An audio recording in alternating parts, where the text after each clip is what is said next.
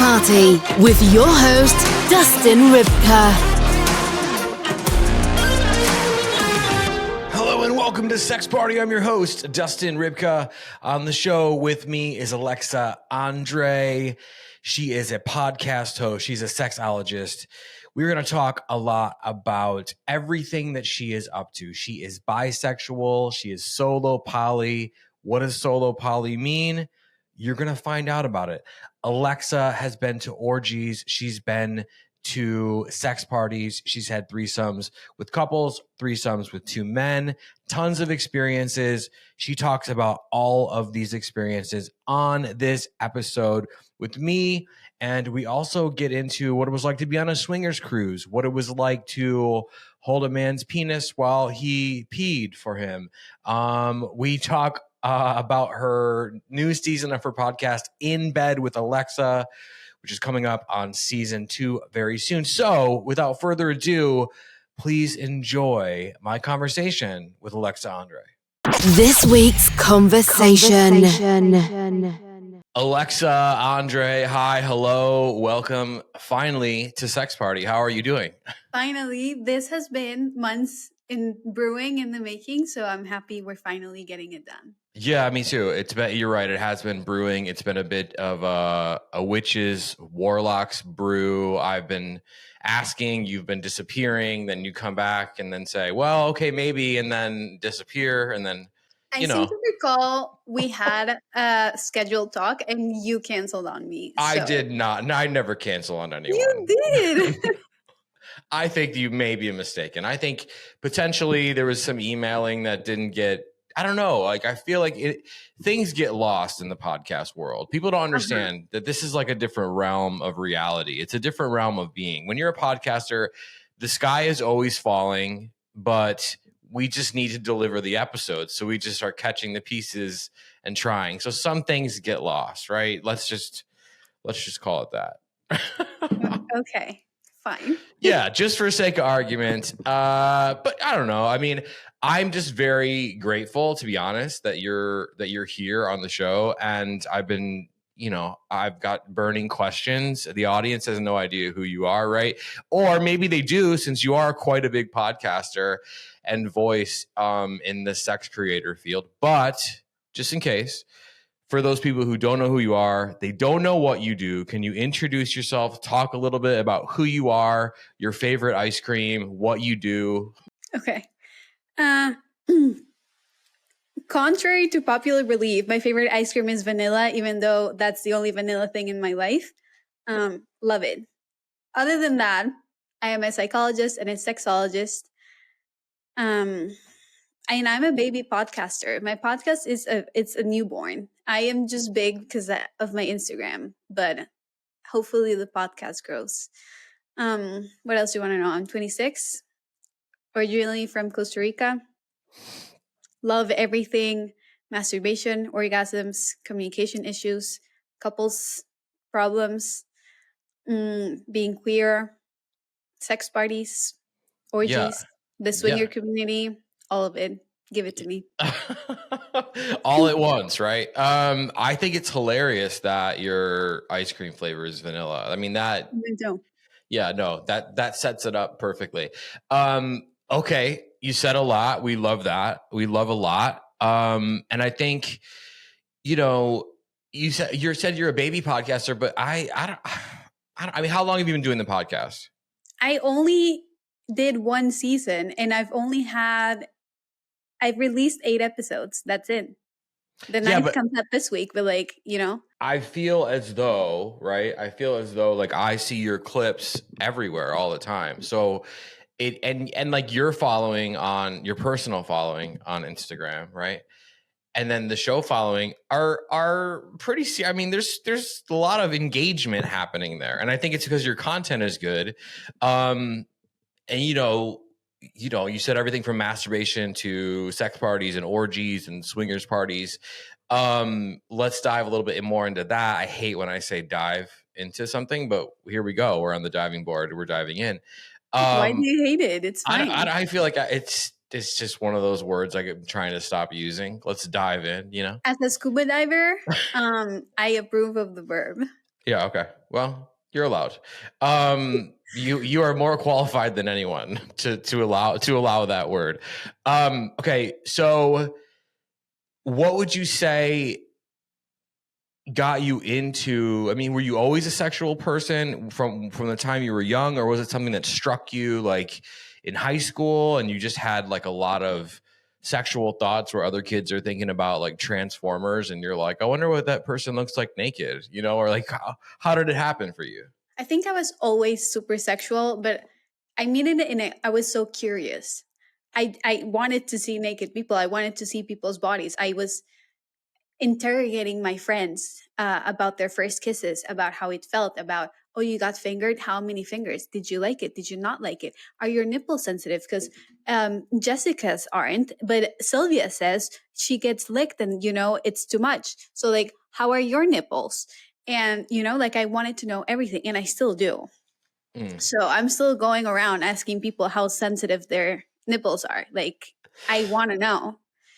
And when I was studying psychology, I was interested in a few branches of psychology, but it wasn't until I had a class called Sexuality and Pleasure that I was like, this is a thing. I can turn this into a fucking career. People will pay me to talk about sex, like I should be paying them. This is so fucking interesting. So after that, I just got my master's in sexology and turned it into a fucking career.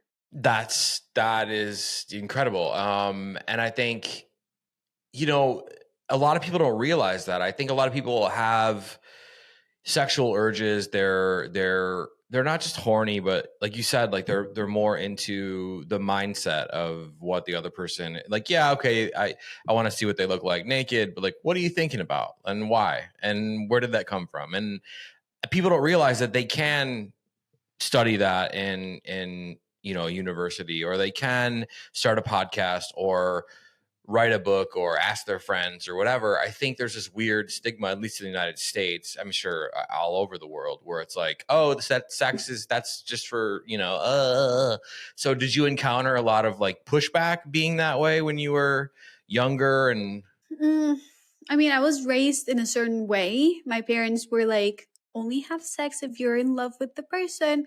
And even then, I was like 13 and I was like, why? Like, why do I have to be in love to have sex? Like, obviously, I hadn't had sex, but like, why was love? Why did it have to be there? Why can't you just have sex because you fucking want to have sex? So I was always challenging everyone. And I guess in my social life, I think I was seen as a very sexual person, but I wouldn't, if you weren't approving of it, you were not in my life. Like, fuck you.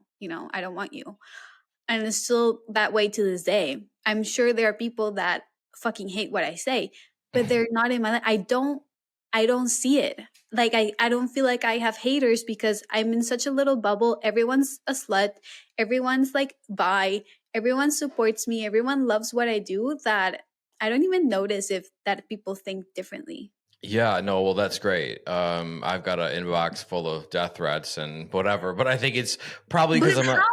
Like, why does I don't know. everyone have haters? I feel like I haven't made it because I don't have any haters. Like, what is No, going on? because you don't pay attention to, you just said you don't. I doubt you're going to your inbox and like and going to like I block. read every request. I read every fucking message I get. I'm so nice at answering. So, Um, so and everything's nice. Everything yeah, is fucking nice. Or like, hi, how are you? And I'm like, what do you want? Like, don't do small talk. Like, what do you want? Just tell me what you want. But mhm. nothing like, you're disgusting or I hate you, burn in hell. None of that. So no religious people are hanging around. They haven't found me yet. Knock on wood, whatever. I hope they never do. But like, if they Oh, do, like, just fuck off. I don't want you here. yeah, yeah. Well, I mean, my thing is, I feel like I just want to ride the hate as much as the love, like to wherever, like ride this fucking thing as high as it'll go. And I feel like, this podcast has had a lot of growth in the last year, and I believe that a lot of it is from the hate, because people are like hate watching the content. You know, you have somebody on. I want haters. Where are they? You did okay. First of all, careful what you wish for. Two, they're on their way right now. They heard this in their hater ear, and they're on the plane with each other, throwing rocks back and forth. Like, we're gonna get her. They're gonna pull up in Costa Rica. You'll be gone. I will not be here. But like only one reel that went kind of viral, like 1 million views. I got some comments like, "Oh, that's kind of gross," or something, because it was about holding someone's penis while they pee, and me loving to do that because it's so fucking fun. And then some people were like, "I don't get it," or like, "This is wrong," and like, but that's it. Like, no death threats, no, no, nothing. Nothing too serious. Oh, first of all, give it time. Second of all, I doubt it. They're not. You're too nice. I feel like I have maybe I like give an attitude or something. And they're all coming from men. I've never had a woman give me a death threat ever. Like, it's just the sort of incel, like red pill kind of Andrew Tate full beard guys. Yeah, it's pretty gross. But keep it coming. So whatever. You talked about holding someone's penis while they pee. How did we get onto this? Why do we like it? Because I have a couple things to say. Okay, so I mean, I feel like I did it for the first time with my first boyfriend. It's because I don't have a penis, so I want, it's just, it's a thing. Yeah. And I was on a swingers cruise now, December, January. Mm-hmm. And I met this guy and I was like, "Can I hold your penis while you pee?" And he's like, "Yeah, but like I have to count really fast so I can pee." Like in his, or out loud, he just counts. And I'm like, "Okay, I'll count for you." And then he was like, "You're squeezing it too hard." And I was like, "I'm barely touching you. What the actual fuck?" And then he's like, shake it. And I was like, "Oh my God, okay." And this was on the cruise's bathroom. And then we did it twice. And the first time someone came in and I was like, "I'm so sorry. Like, we're just messing around." And because it was a swingers cruise, no one gave a fuck. Like, no one cared. And the second time someone else came in, but everyone just laughs it off. Like, it's just such a wholesome community. And I still had to count. I still was squeezing it too hard and I didn't shake it hard enough at the end. But, 10 out of 10. I love to do it. It's just something so different and intimate. Yeah, there is a level of intimacy with it. My girlfriend has done that to me. We've tried that. It's fun. And it's not sexual. It's just fun. I don't know. Everything is sexual to me. I don't know, whatever. But it's just like a horny kind of fun little thing. You're right. You said swingers cruise, and I did notice you have a chunk of content about the swingers cruise. This is really interesting because I don't think we've had people on the show talk about swingers events, swingers parties, some wacky shit that's happened to them, some jealousy, some incident with whipped cream that happened at like someone got mad and went in the refrigerator. It was like, "Get off of him," and like hit it, like Cool Whip to the face kind of a thing. Whatever. We've heard all. Yeah. I can't remember what episode it was, but it was a wild one. A swingers cruise. Okay. What is this, right? And can you walk us through this experience? Like, how did you find it? What was it like? How long were you there? Mm-hmm. So I've been diving into the swingers community since October. Zachary Zane took me to Hedonism 2 in Jamaica, which is a swingers resort, a sex resort, basically. And it was bi-week, though. So it was a fucking fuck fest. It was literally insane. Everyone was fucking everywhere. And it wasn't my first experience in the swinger community. And that's what I thought it was. But because they were bi, they didn't have a lot of rules. You know how couples have a lot of rules. Mm-hmm. And the swingers cruise was a straight swingers cruise. And then I really got to know the community because they all have so many rules. They're either soft swap or full swap. They only swap if everyone likes each other, or they have to be in the same room, or no, they go to different rooms, or only in group settings, or it's ridiculous. But you do you. So it was very different, and I found out about it because I was invited. I didn't pay for it, naturally, because fuck that, it was so expensive. And I said yes. I was like, fuck it, of course I'll go. And I went. It was great. It was not as wild. It was also, the swinger community can be on the older side. I was definitely the youngest person there. Just like in Jamaica, I was the youngest there. But like, I rewired my brain to be attracted to older people. And now, like, the limit does not exist. I'm attracted to everyone. It's fun. Okay. How do you, this is going to be great. How do you rewire your brain to be attracted to older people? Cause neuroplasticity is a thing, right? So did you just like look at older penis and vagina and like say like, okay, we're going to try to masturbate to this, like, and then you find yourself attracted? Or did you like, no, you know what? Now we're just going to try it and see where it goes. I think I was just challenging my beliefs. I think it was kind of ageist. I mean, to some degree, right? Because like you don't have to find older people attractive, but like, why not? Especially now that I'm not 18, and then that could be kind of fucked up. But when Zach told me like, hey, the people in Jamaica are going to be like average 45 to like 65, I was like, what the fuck? Like, okay, like I might not fuck anyone. Like that might be too old for me because I'm 26. But then like I was going and I wanted to have fun, and I knew Zach was going to fuck everything that moved there. So I was like, okay, like I want to have fun. Like, why can't I find these people attractive? And I just started like looking, browsing, and just seeing these people with different eyes. And I got there and it was kind of a shock, but like by day 2 or 3, I let loose. Like it was not a problem anymore whatsoever. Well, that's awesome. I think that's great. And so that was Jamaica where you let loose. Yeah, because that was my first swinger older crowd experience. Okay. And so how many people, I mean, you obviously only share what you're comfortable with, but how many people did you hook up with in that first experience in Jamaica? Oh my God.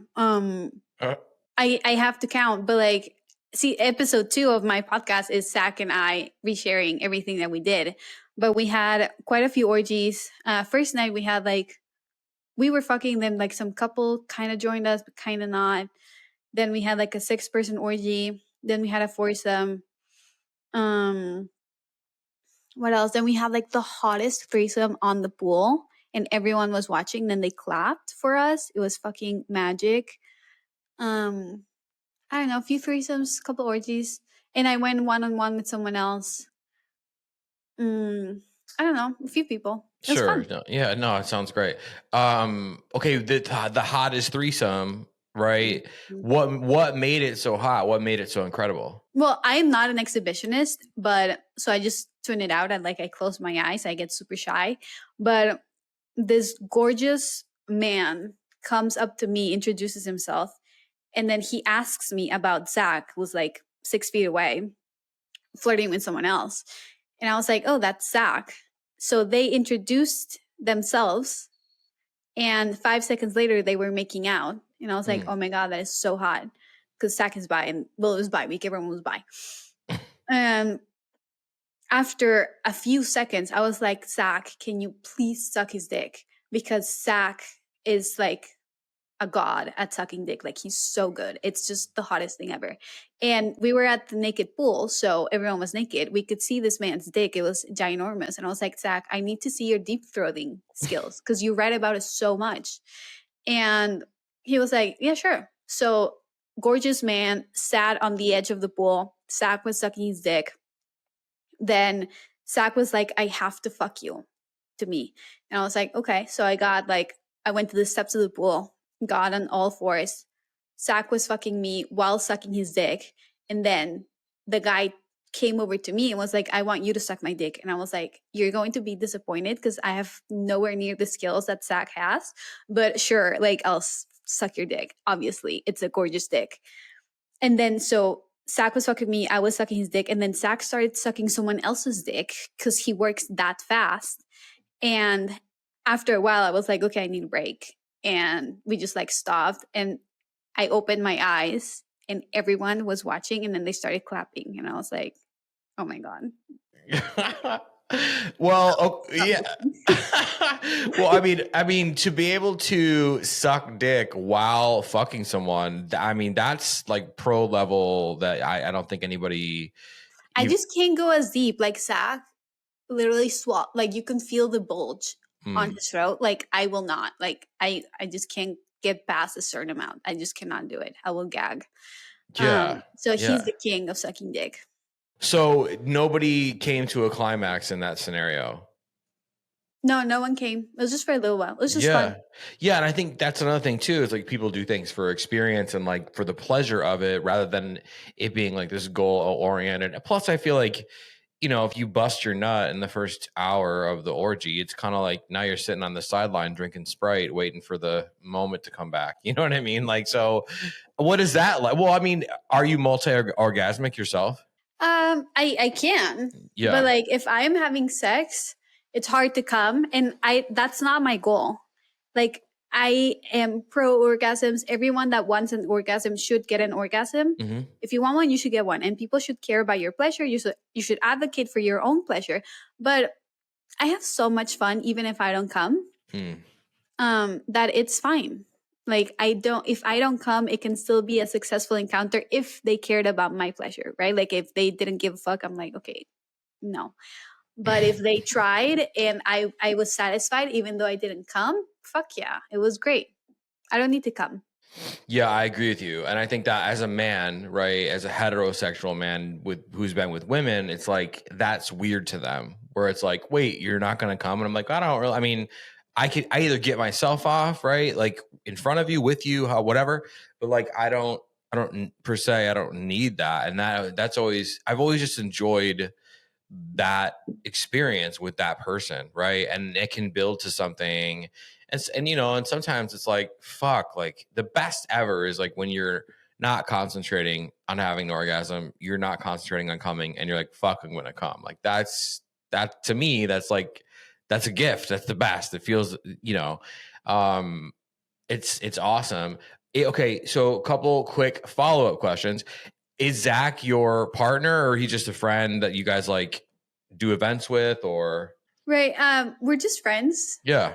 Fuck, I guess. So I met him in July. I mean, we had met virtually for years, but I met him in real life in July. We had an event. We were both invited to an event, but I actually randomly met him the day before at a sex party. And we ended up talking for hours, and he was like, I don't fuck coworkers. And I was like, okay, like fine. And then like an hour later, he was fucking me. And I was like, Zach, what are you doing?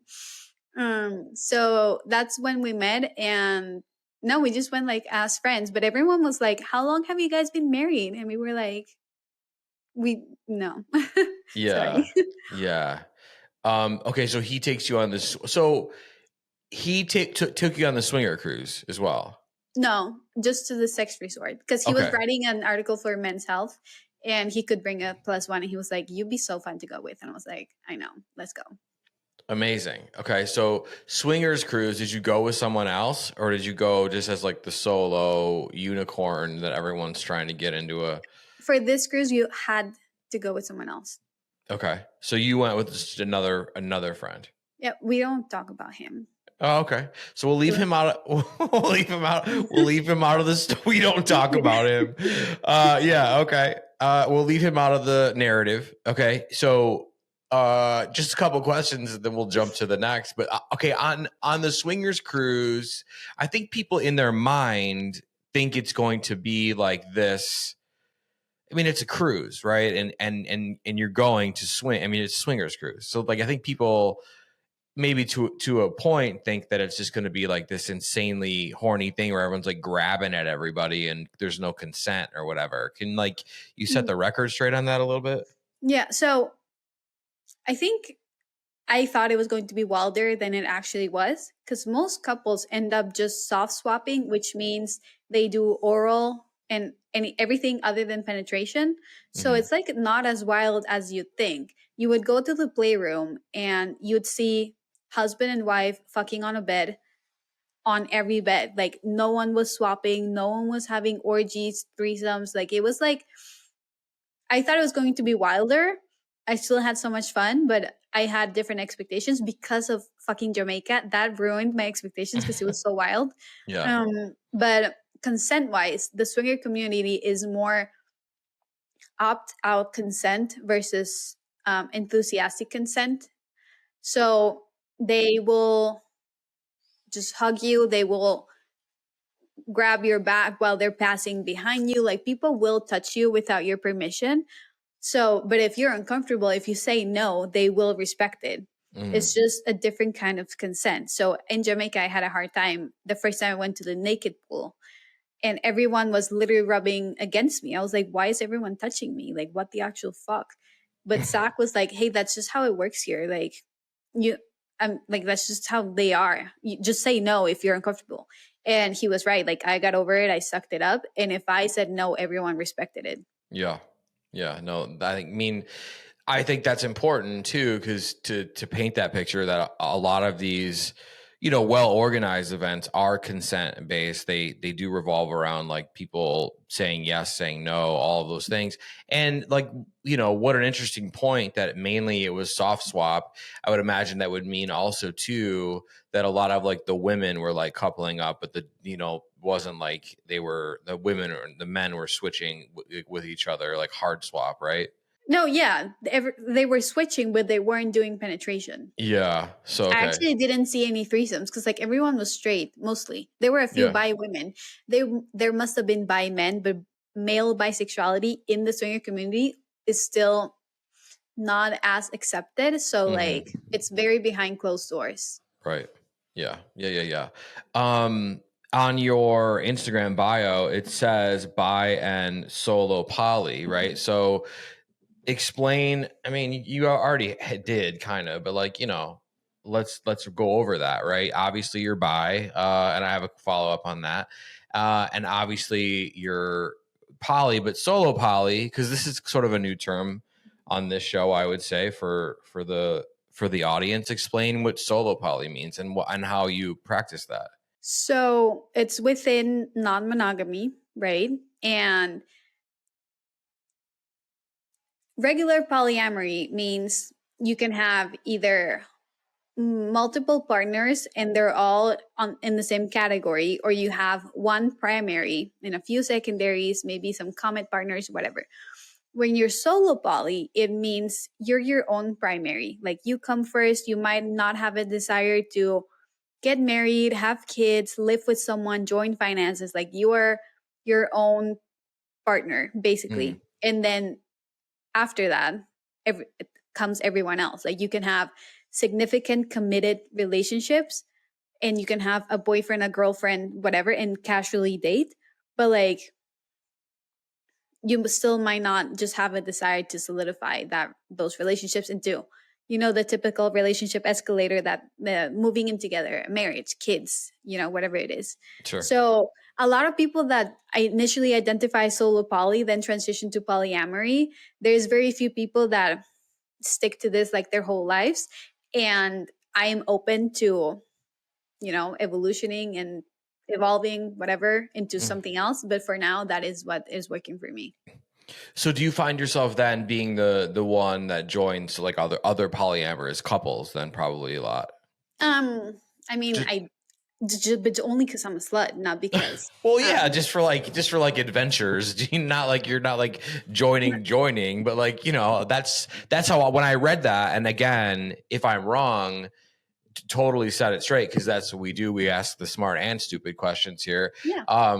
And so like I would imagine like when I read that, I'm like, oh, okay, cool. Like she's bi, and solo poly, she has the ability to move about freely. It's more about her, so she could join and be a third for as many people as she'd like to be, or none at all, right? So that's how I envisioned that, or whatever. So I mean, yes, because I am okay being a third, but like anyone in the non-monogamy world can also be a third. It's not a solo poly thing, it's exclusionary. And like, yeah, and I could have a boyfriend and we could go look for a third, or a girlfriend. Like, so it's not like a thing that only solo polyamorous do. Yeah. Yeah, I think people get like confused with the definitions and Yeah, people think that I am only like casually dating, but that's not the case. Like I can totally have serious committed relationships. mhm. It's just the term. It just has, you know, stigma around it, or people just don't understand it. I always have an article that Zach wrote actually for Men's Health about solo poly, and I just send it to everyone. I'm like, if you Yeah. don't know what it means, read this and read the whole thing, and then come back with like a summary so that I know you read it. Thank you. Bye. Well, there will be a book report. There will be a quiz. Yeah. Well, you can send it to me and I will link it if you like in this Yeah, episode so people can check it out. Bouncing back to your bisexuality, we talked about a little bit in the beginning about, having those thoughts and feelings around your friends, like when you were younger, but like, do you remember the moment where it's like, oh shit, I'm bi? Like, and you knew for sure. it was late. I'm a late bloomer. Okay. Because I always admired women. I've always thought they are amazing. I've always been like, I want to experiment. I would always kiss my friends. And like, if I knew I had one friend that we'd always kiss, if we were going out, I'd be waiting for that moment, you know? But I thought that was straight. I thought that was fucking normal. So, because, they just tell you that it's okay and it's for male attention, so that you must be straight. And I also liked men. So why would I even consider being bi? I thought admiring women was straight. I thought, fucking adoring and I don't know, like devoting energy and time to like thinking women are so fucking beautiful and perfect was super straight of me.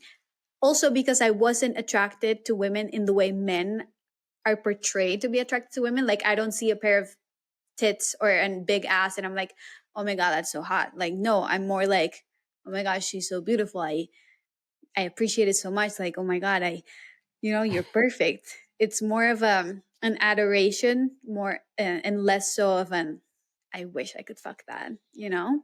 Mm-hmm. Yeah. So my attraction to each gender is so different. So TikTok actually taught me about all of this. I have started hearing people speaking about this exact same thing, and I was like, "Does that mean I'm bi? Like, what the actual fuck?" And it does. And then I started exploring with women, and I was like, "I'm so bi." But side note, you don't have to explore if you don't want to. Like, you don't have to have experiences to call yourself bi. I just wanted to, because why not? I love women. And that just reaffirmed my identity. I was like, fuck yeah, I'm bi. I love women. Yeah, you seem like someone who is not afraid to label themselves as long as they're the labels that you appreciate and are proud of. And I think that's like, really fucking brave and really fucking cool and sort of a rock star move. Like when I read your bio again, like bi, solo, poly, I'm like, okay, let's like, just because I think when that's the first thing you read on someone's Instagram, right? Like that sets a tone, especially for me being a sex creator, sex podcaster. I mean, thank you, right? Like I love that because it makes it easy. Makes my job very easy to then point that out on the show so the audience can really like feel what that's like. And I think it does take a sense of self. You seem to me like someone who, although you wear many hats, we'll say sexual hats, one, you don't shy away from that. Two, you don't fucking care. Which three means you own it.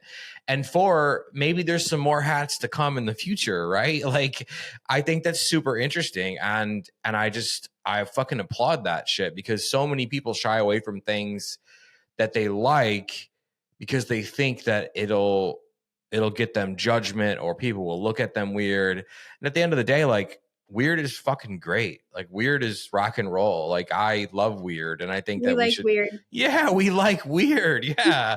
And we should celebrate that shit more. And you be with all the insanely beautiful knowledge that you have from the studies that you've done and like, working in these fields and living in these fields, like, that, and it's like, it's represented like right from the jump in your on your social media. So I fucking love that. I'm wondering, and again, only share what you're comfortable with. I don't even know why I'm saying that, because you seem to be comfortable with everything except for the one guy we're not going to talk about. So could you like sort of walk us through what was your first true bisexual encounter experience like? Okay, first of all, thanks. I appreciate that. It's definitely a journey. Like I wasn't born this confident or like authentic. It's still a journey. Like I feel like I can still even be more authentic. So I do work on it, and whoever's listening, like it takes work. If you're super shy and uncomfortable and you want to be more you, do the work.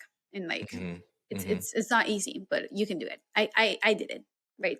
Other than that, my first bi experience, like experimenting with a woman, was a shit show. It was oh my god, it was so bad. Like it's not a good representation, because so I kind of combined bisexuality with non-monogamy that first time, and I was in Australia and I was dating the husband of a husband and wife, and I met the wife. I went to their house for dinner, and they both loved me, and they were like, ditch your hotel, I want you to move in. And I was like, fuck yeah, that sounds amazing. Woo. So I ditched my hotel, I moved in, because why not? I was traveling, it sounded great. And then the wife got jealous of me, told me I couldn't do anything with the husband anymore. So I was just like staying there in this awkward, uncomfortable scenario. And I was like, what do I do? And then like she slowly got over it throughout the days. And then like she and her boyfriend broke up, and I was like, hey, why don't you and I go out and you can take her mind off of things? Because I didn't know she wanted anything with me, and I also just wanted to be nice and take her out. So we went out and we were playing pool, and we were making bets. And she's like, if I win, you have to flash the whole bar. And I was like, okay, if I win, we have to make out, because I wanted to know what the fuck was going on. So I won, luckily, and we made out heavily. And then at the end of the night, she was like, we have to talk about the sexual tension. And I was like, oh, so you do want to do something with me other than steamy makeout sessions. And so we got home where the husband was sleeping, and I hadn't been able to have sex with him for a while because she had vetoed me. And she and I had sex. But it was also because she knew it was my first time. She was like, I don't want you to touch me at all. I just want to focus on you. So like she wouldn't let me touch her or do anything to her. So I was like, this is not what I want. Like I want to do things to you as well. So it was a thing. It was complicated. But after that, I've only had amazing experiences. Yeah, well, I mean, what a way to learn, right? Even that's, I mean, what you just described is like some fucking James Bond, except James in this case is you, and you win a game of pool and wind up having your first bisexual experience and whatever. But like, I'm sure you learned things in that then made it easier. So much. Yeah. Well, yeah, and like 2 days later, the three of us had a threesome, and it was weird. And like I didn't know anything, okay? I was just exploring, but I learned so much. And like I'm so grateful to learn in such an early stage of my journey that I didn't have to make the same mistakes again. I learned so fast. Just like my first boyfriend, I was 17 and I learned so much. And after that, I didn't have to go through it again at a later age. I learned at 17 and never again. So I'm super grateful. But it was definitely not a good representation of how I want to practice non-monogamy and bisexuality even. Like I don't date people that have veto power, couples that have veto power. If no one knows what that means that you can tell your partner not to date someone just because. And they have to listen because you agreed that you had veto power. I don't fuck with that. And I know I want to also fuck women, not just get fucked by women, like I want to be involved. So I learned early, which is good. Yeah, I mean, I mean, also too, like, what better way to learn, right? You said the threesome was weird. Was it weird because you guys were in competition for, or she felt like you were in competition for his, or what was going on there? Right. So she had to call every shot. So she's like, okay, now kiss, now fuck me. Now I'm going to do this to you. And like, I was like, okay, fine. Like, you can call the shots, but like, this is still weird. And I don't know. We'll have to pretend like it was the hottest thing ever. And like, it was. But at the same time, I was like, why can't we just like kind of let it flow? Like, why do you have to be the director? So I don't know. Was that your first threesome or no? That was my first threesome ever. Oh, okay. So see, we're having a lot of firsts in this era of your life, right? And so the threesomes that you've had, if you've had threesomes, I'm assuming, but I'm only assuming because, But I already told you about one in the pool in Jamaica. oh, right, so right. yeah, Well, that's more than yeah, one. yes.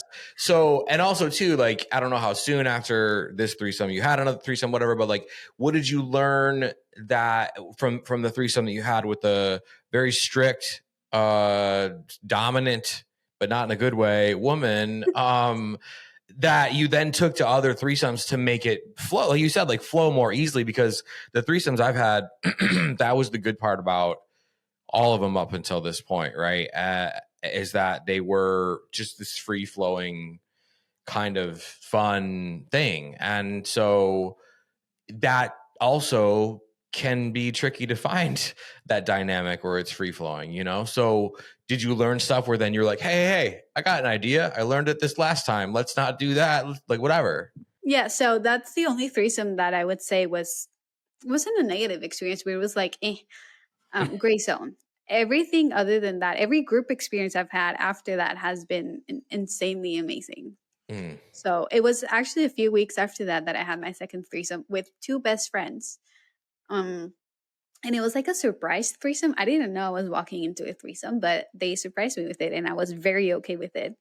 And that one was so good because they do it all the time, because they have threesomes with women all the time. Like, they know how to work with each other. They don't get jealous. You know, they it was just so fun. And I think that week I had like 3 threesomes in 5 days. It was just fun. Group play is fun. So the first one that we're talking about, well, you know, No, besides that one, like after that one, I had Right. like 3 threesomes in 5 days with one of the guys that was in the other threesome. Sure. So the one you were speaking about that they had a good threesome working relationship, right? Whatever. Was it a man and a woman, 2 men, 2 women? 2 men, 2 best friends. Okay. So that was like their thing. They would like find women. I mean, I don't know, I guess. Sure. Like, I had fucked guy A, I had fucked him. And then another day he was like, hey, why don't you come over? And he'd always text me at like 6 a.m. because I was up at 6 a.m., but he hadn't gone to bed because he was a partier. So I was like all refreshed. I was like, I had breakfast, I showered, I was like ready for the day. And he's like, why don't you come over? I have a few friends here. And I was like, okay, cool. So I just came over, and there were 2 other friends, B and C. C was like, I actually have to go home. I'm sorry to leave. And I was like, okay, bye. And then B was just there. And then A was trying to get me naked in front of B. And I was like, what is going on? I'm not getting naked unless you 2 are naked. And then they instantly got naked. And then, so me and A were like fooling around. B was watching. And then like B and I started making out. A was fingering me. Like, it just like evolved into a threesome. And like, but they knew it was going to be a threesome. I didn't know. It was a fucking surprise for me. But for me, it was like, oh, I want to do this. Like, this is so natural, even though it was planned. But it was so fun. Yeah. So, okay. Did you start tossing out rules like we're not going to do double penetration, or like how far did this go? Was there double penetration? Was there so it's mainly like a lot of like going back and forth? Yeah, like either one was fucking me and I was busy with my mouth or hands with the other one, or something like that. Yeah. See, and this is cool because a lot lately, especially a lot of questions I'm getting, and we're sort of like getting into it more as the episodes tick by. And actually I have like a full devoted episode to it coming up, but a lot of women desire a threesome with two men, but like they don't know how to put it together. They don't know how to like, and maybe they're not a secret agent like you are, and like well-traveled, and going to Jamaican fire orgies and like all these things or whatever, right? And so I feel like it's important to ask those questions because I mean, a lot of women, A, don't know how to ask for it, and B, probably are like, well, what do I do in that situation? You know what I mean? Did you sort of just let them sort of take you over, as it were, or was there just a free flowing kind of thing? Like, give us some details so they kind of can inform what they can expect. So I was so shocked. I was like, I wasn't expecting it. So every 5 seconds, I was like, this is so fun. And they were just laughing at me. They was like, I know. And I was like, this is so fun. And they would just like tell me what to do, or I would just get busy. Like, if my mouth was like not busy, I would make it busy. And that's the thing about threesomes. Like, if you have something you're not using, find where to use it. That is that's how you make a threesome successful. And if people want to have such threesome, like I was lucky, I guess. But after that, and B and I then had another 2 threesomes that week, that I learned how easy it was. Like before that, I thought only a certain amount of people could have them. It was so hard to come across. It would never happen to no one. Mm-hmm. And after that, I found out how easy it was to have a threesome if you're in the right space.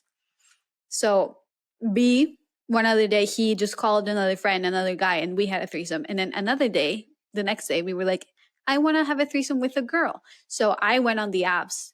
He was like, that's your responsibility. You find a girl. And I was like, holy shit, how am I going to find a girl for today? Like, they're all going to say no. So easy. Like, so easy. I just lined it up. It was so easy. Like, easier than I would have thought it was. You just have to be respectful. You have to know how to ask. And like, if someone says no, it's not about you. They're just not interested. And that's fine. So you have to learn how to ask for it in the best way. You have to be respectful. And also the threesome should always be about like the third. So that threesome, we made it about her. And then the first threesome was about me. Mostly the third needs to get most of the attention. It's not a fantasy fulfilling thing. And just insert yourself in the right spaces. So now if I want to have a threesome, I literally just call people and I can have a threesome. So because I know the right people, you have to expand your circles. That is the thing. Because if you think about it, if you're in your circle and you're like, no one I know would have a threesome, expand your circle.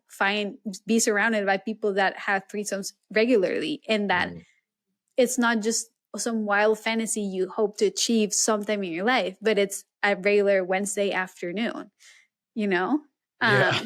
Like while I have so much fun at threesomes and group play, like it's not some crazy once in a lifetime experience. For me, it's like, I just had an orgy on Friday, and like it was amazing, but like, it's not an exotic thing. It just happens, Yeah, and like again, like once you sort of have that experience and like you said, develop more confidence going into it, but also context and contacts, right? Like, so you could like reach out to people. You're right. It does become, I mean, what is the communication like between you and those two guys, like during the threesome? Like, because we always, and because of porn and, well, not even just porn, it was in general, like, are those guys like, are you guys talking to each other about what feels good, what doesn't? When they're like ready to come, is it like something where they're both coming on you? Where did they come if they came on you? Or like, if you're gonna come, do you tell them like keep doing this, or is it more communication? Is it less communication than normal sex? I would say. I think it depends on the threesome, but I usually communicate a lot.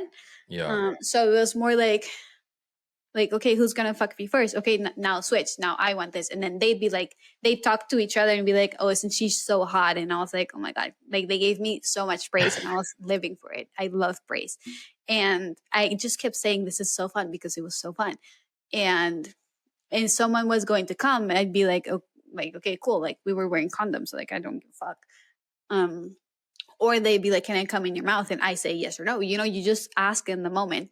We didn't pre-negotiate anything because to me it was a surprise. And with them, I didn't need to. With other people, like if it's a couple, an established couple, I would 100% negotiate everything. Condom usage, who comes? If the guy comes, can he only come in her? Can he come in me with a condom? How is that going to work? What is the wife comfortable doing with me? What is the purpose of this? Like, you have to talk this out.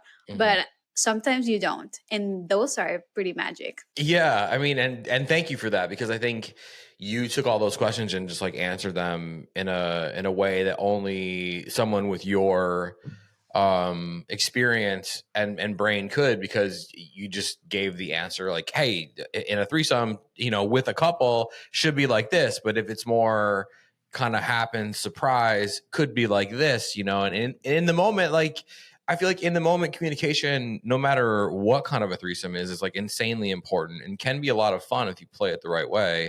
I mean, we see that people are afraid to like initiate things, but when you're in it, like, hey, what the fuck, you're in that shit, you might as well fucking say where you'd like to come and ask permission, you know. Okay, so in the beginning you mentioned orgies, sex parties. Have you been to an orgy? Have you been to a sex party? Have you been to multiple? I mean, obviously we talked about the swingers things or whatever, but like, are you going to like sex parties on the regular? Is this in Costa Rica? If so, is it at New York? Right. Okay, let's break this down. So no, the scene in Costa Rica, I mean, I think there's some kind of scene. I think there's like 3 sex club or swinger clubs. I'm not interested. I might go to one just to check it out at one point with a friend or something. But like, I'm kind of creeped out. That sounds bad, but like, I'm just, Costa Rica and I have issues. Okay, we don't talk about it. That's another episode. Okay, That's fine. But like, yes, in New York. So Zach and I met at a sex party actually. So I do go to them on a regular. That was my first one when Zach and I met. That was my first sex party ever. I went with someone else, and then I met Zach, and then I spent the rest of the night with Zach because Zach is amazing. So I went to that. Then I went to another one also in New York. Then I went to a private one at a house, and like once you, oh no, I mean yes, but then I went to another one. You know, like once you start involving yourself in the scene, inserting yourself, you get invited to other things. I mean, obviously, if you're a young bisexual single woman, you are more likely to get invited to things. Like, I get it, my privilege and whatever. But like at the same time, in these spaces, your looks have little to do. Your personality, your reputation, how you respect people, if you know, are very consent aware, etc. Those things go further than your looks. But anyway, once I started meeting people, I just get invites. Like now that I am in New York this week, I get there Thursday. Thursday, I have a sex party at a penthouse. Then Sunday, I am going to Lola Jean's daytime playtime party. Then the following Thursday, I think there's some other sex party at Hacienda. And then on Saturdays, someone asked if I wanted to go to another sex party. And then, you know, like it just happens. And then orgies also just happen, or foursomes just happen organically. Like in Jamaica, we had a few orgies and foursomes. On the cruise, I had one orgy and one threesome. And then like I would fuck next to other people, but that was weird. I don't know. It's just like it happens. Sure, yeah. So is your refrigerator just full of Gatorades? Are we drinking a lot of water? Like this sounds like a lot of hydrating. It needs to be happening. And people, and it's funny, right? But you get it. Like to have that much sex, like you have to be, we'll say, fluid competent, right? You need the water, you need the electrolytes, right? Is water your thing? Is it Gatorade? Like how are we? I'm a water girly. Yeah.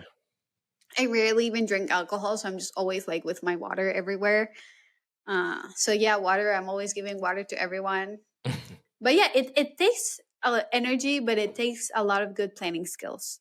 It takes and knowing people. It takes knowing people, and it takes good organization skills, time management skills. Because if you want to do it all, you have to fucking manage your time. Because I'm also recording season 2. Like, I am busy, but I'm also making time too for some magic, for some fun, for some pleasure.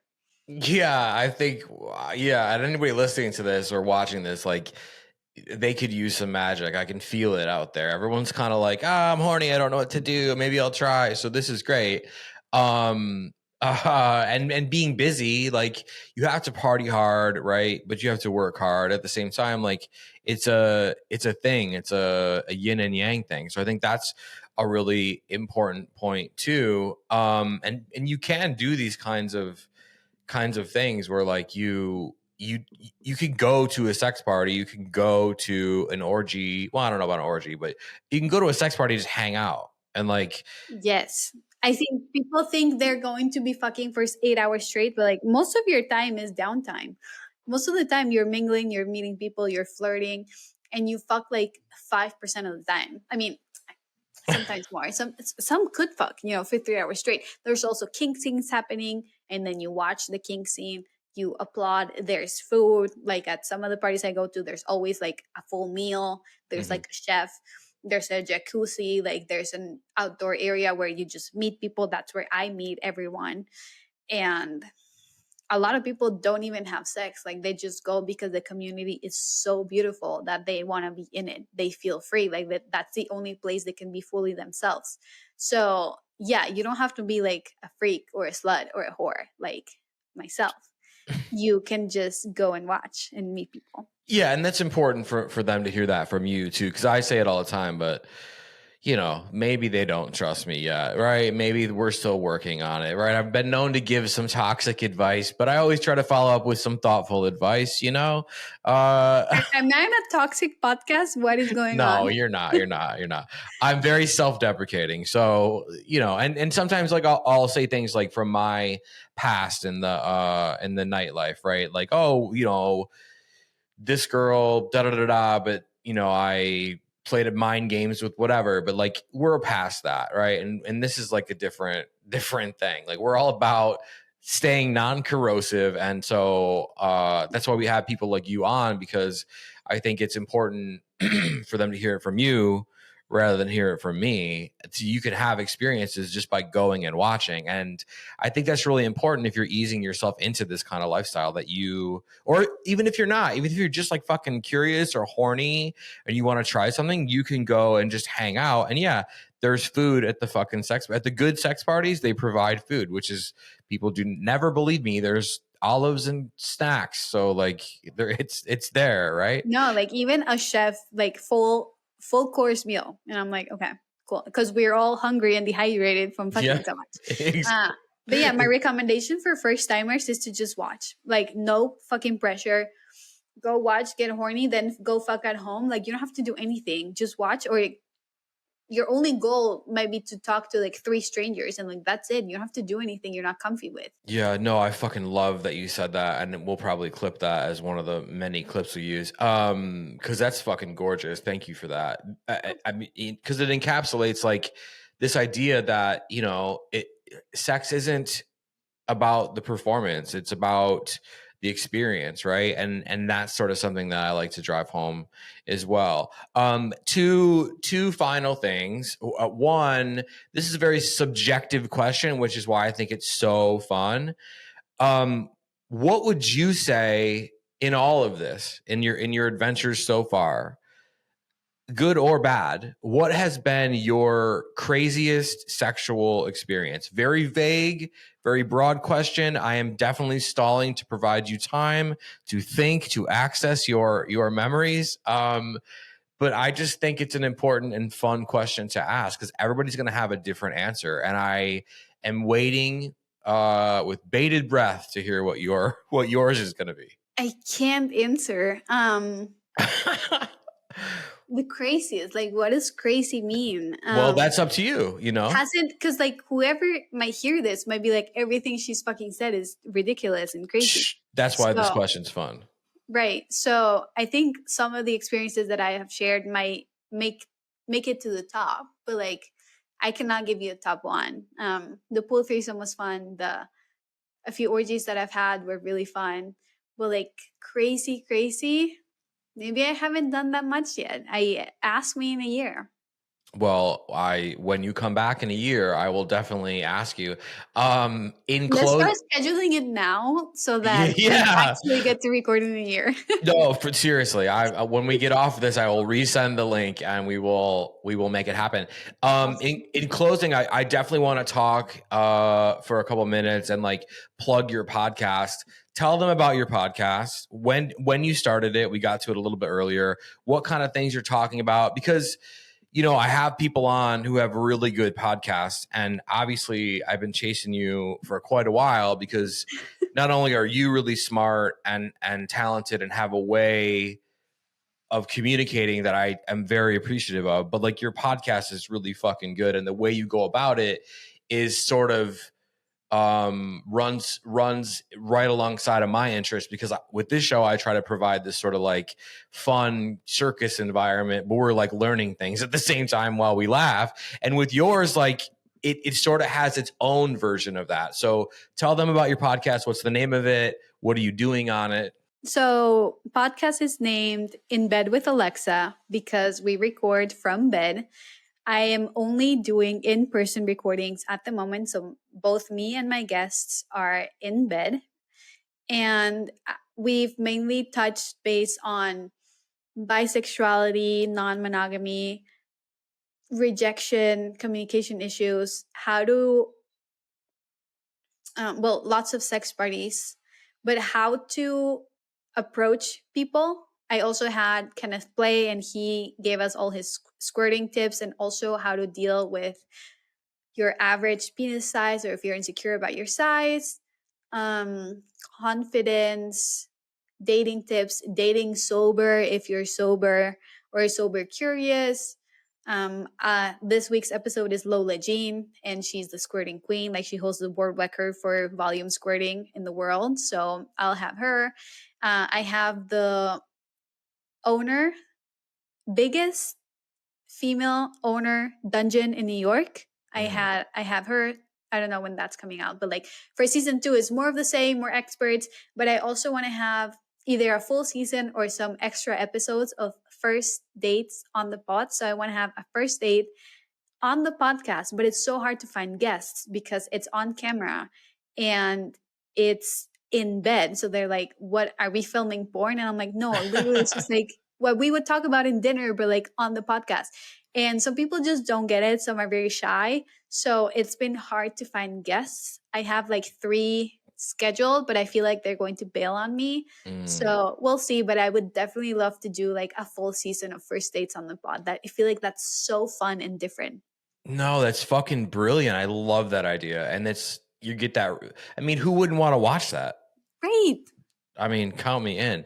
Alexa, Andre, thank you so much for coming and hanging out with me on Sex Party this week. Let's tell these party-going, curious, lovely people where they can find you, where they can download everything you have, they can buy everything that may or may not be for sale, they can follow you, they can send you letters of appreciation. I don't know what I'm saying. Or please. Hate mail. No, you don't want that. Just let them hate me and they can have love for you. Where can they find you? Where can they find the podcast? Okay, so Instagram, Sex with Alexa. I think everywhere, Sex with Alexa. Sexwithalexa.co is my website. I have a Patreon if you want to support my work, but like you don't know me, so I don't think so.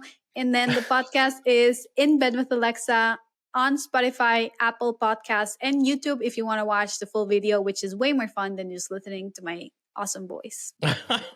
Well, they know you now, so maybe they want to give you buckets of money on Patreon. But thank you so much for being here. I'd love to have you back. We will schedule it way in advance, but thank you so much for being here. My pleasure. Huge thank you to my guest, Alexa Andre, for being with me on the show this week. Go check out everything she's doing. Go follow her personal account. Go follow her podcast account. Listen to her podcast episodes. Download her podcast episodes. Check out her Patreon. You guys will not be sorry. There's a lot of exciting things over there. She's an exciting person, and she will be back. If you are loving guests like Alexa, if you just, you want more sex party, you can't contain yourself, you want the spinoff I've been teasing for 2 years, you need more. You want to show some love, some desire, some appreciation for sex party. How do you do that? Well, if you're listening to this on platforms like Apple and Spotify, you could leave a rating, you could leave a review. Those things are nice and lovely, yes. But the most important thing you can do is subscribe to the show so you never miss an episode each and every single Wednesday. If you're watching on YouTube, do you like gumballs, snowballs, or dough balls better? Let me know in the comments. If you're watching on YouTube, I love you. I see you. I appreciate you all. If you're watching on YouTube, the most important thing for you to do is subscribe to the channel so you never miss an episode each and every single Wednesday. You can also leave a comment. You could also like the video. Those things are appreciated, but just make sure you're subscribed. I don't want you guys to miss out on what's coming, okay? As always, I'm available in the DMs on Instagram, and I will see you all right back here next week. Thanks for listening. The party continues next week. Click subscribe and let's make this a regular thing. Follow the show on Instagram and Twitter @SexPartyFM. Follow Dustin @DustinRybka.